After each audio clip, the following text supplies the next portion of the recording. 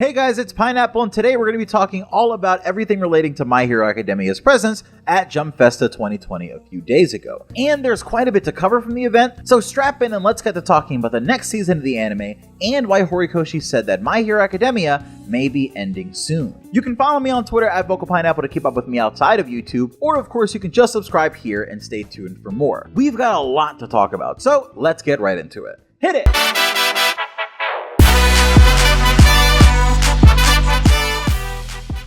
So this year's Jump Festa has come and gone, but for those of you who don't know, what is Jump Festa?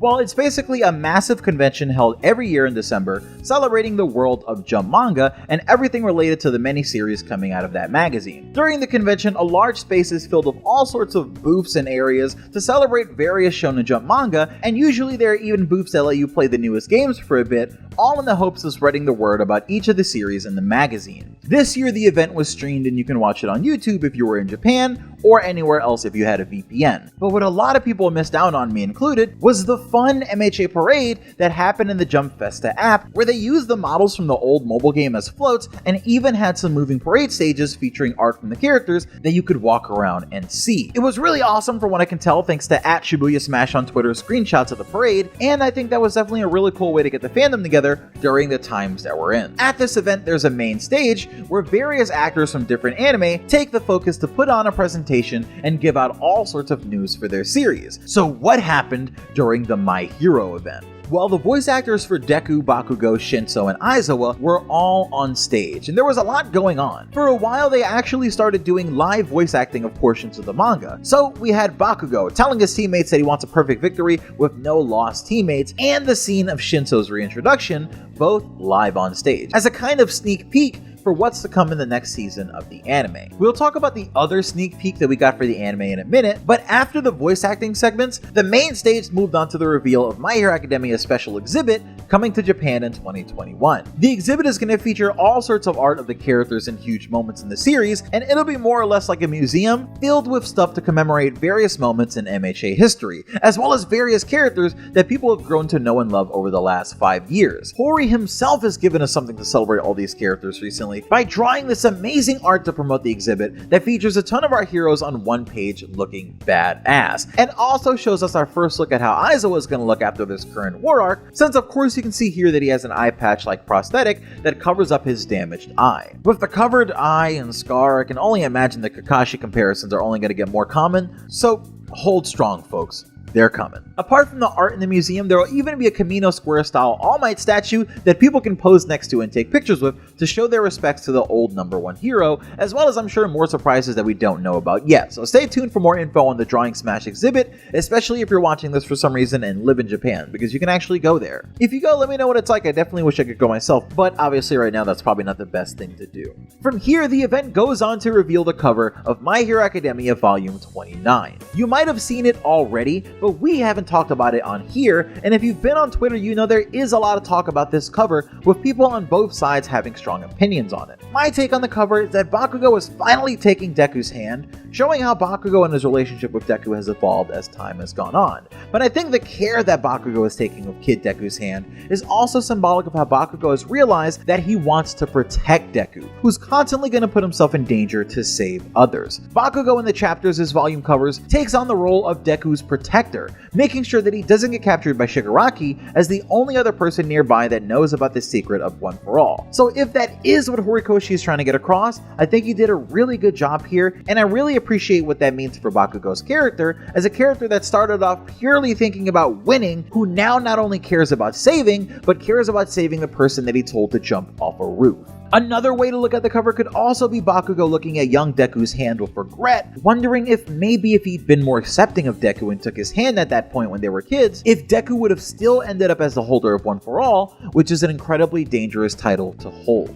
Regardless, I really like this cover, and I get why some don't like it because it does look like something that could have been a color page, but I feel like with the Bakugo Sacrifice chapter coming at the very end of this volume, and the focus on him throughout it, it makes sense to have him on the cover, and the art does do a lot to give us more insight on his character, and where his headspace is going into the decision that he makes in chapter 285. Now, after the cover reveal came the Season 5 trailer, and I was very pleasantly surprised by what we saw. Everyone on my timeline has been really worried about this upcoming season for 2 two reasons. One, the joint training arc is an arc that was a painful reading experience for some due to the low page count of each chapter of this arc, which to some made the arc feel like it was dragging on at times. Two, many people are worried that the production of My Hero Academia Movie 3 is going to affect the look of Season 5. This is a fear that I've definitely shared slightly, but after previous interviews by the production team explaining how this year they're much more structured between the movie and the anime team and better prepared to handle the upcoming season, I started to worry a little less. This trailer dropped, and while watching it,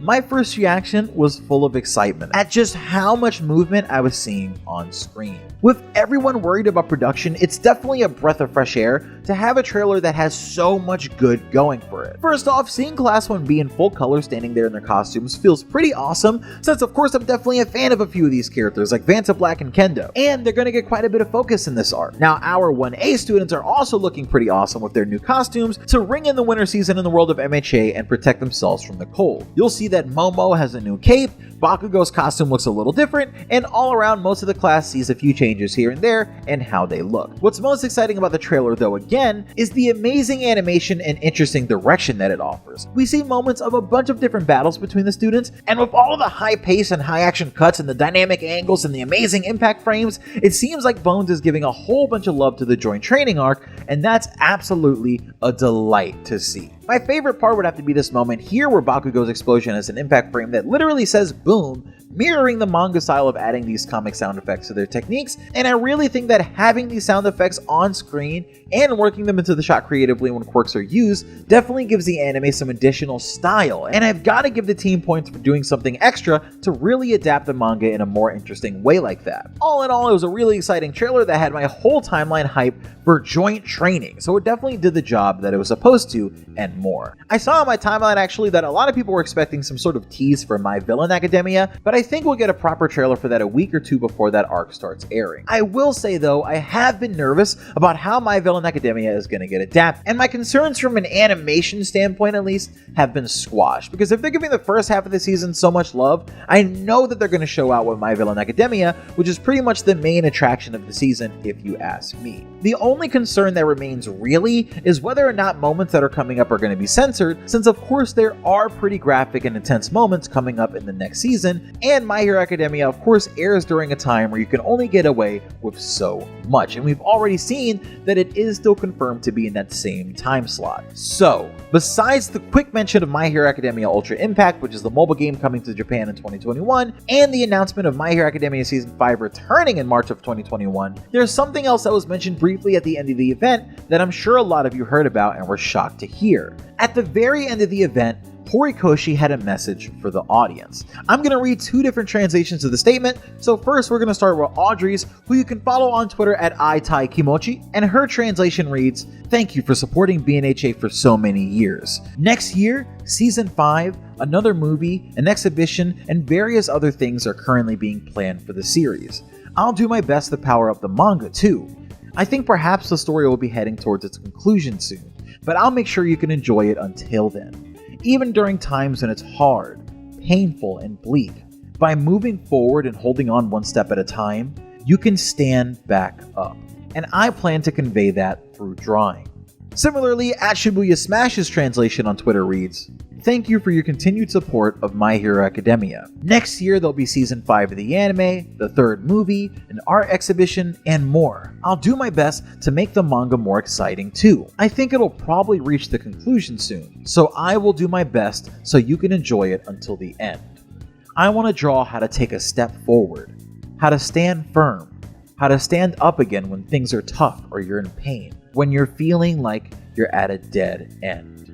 In both messages, he goes on to say good luck to Aizawa's voice actor, who of course was very busy at the event, and then Horikoshi signs off with a plus ultra. So what are we to take away from this? This sent the entire timeline into chaos, as people worried about exactly how soon the manga could be heading towards its conclusion, and what that means for how many chapters we have left. Well, the honest answer is, We don't know, and we can only guess for now based on the amount of stuff that the series has left to cover. I feel like everyone has this idea of a My Hero Academia time skip in their heads, me included. But as likely as it is that Horikoshi would pull a Fujimoto and end My Hero Academia in Weekly Shonen Jump and then start part 2 of this series, My Hero, in Jump Plus, part of me feels like it's equally likely that Horikoshi does have an ending for his series in mind that occurs before our students are adults, and might not leave room for such a time skip to happen. Of course, it would be amazing to see Deku and everyone grow up and actually become heroes in a true sense,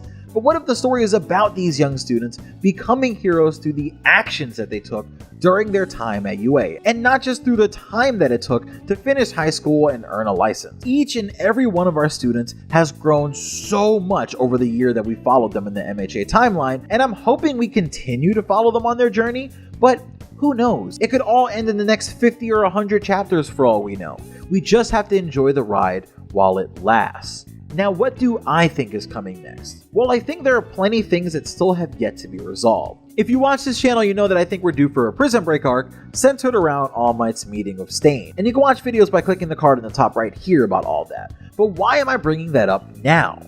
Well, if you didn't know, another comment that we got from Hori during the event was actually about Moonfish, the League of Villains member who can extend his teeth that was taken in during the Forest training arc and set to be executed at Tartarus. Well, Deku's voice actor actually asked Horikoshi about what sort of inspiration he uses to create his characters, and Hori says one example would be Moonfish, whose design was heavily influenced by horror movies. But more importantly, Horikoshi says that Moonfish might be appearing again in the manga soon, which sounds to me like we're heading back to Tartarus in the manga. This is extremely exciting because there's so much that can happen in a Prison Break arc in MHA, especially considering just how many villains that we know are in there. Who would even be able to stop a Prison Break right now in MHA with all the heroes dealing with their recent injuries? It's definitely going to be interesting to see when we get there, but for now I think this is actually everything we have regarding the event, at least as far as MHA goes. For those of you waiting for a trailer for the third movie, you're going to have to wait a little bit longer, but I'm sure we're going to see something sooner or later, so just be patient. Hopefully this video caught you up on everything going on in the world of My Hero Academia. This is Pineapple, and you can subscribe if you want more,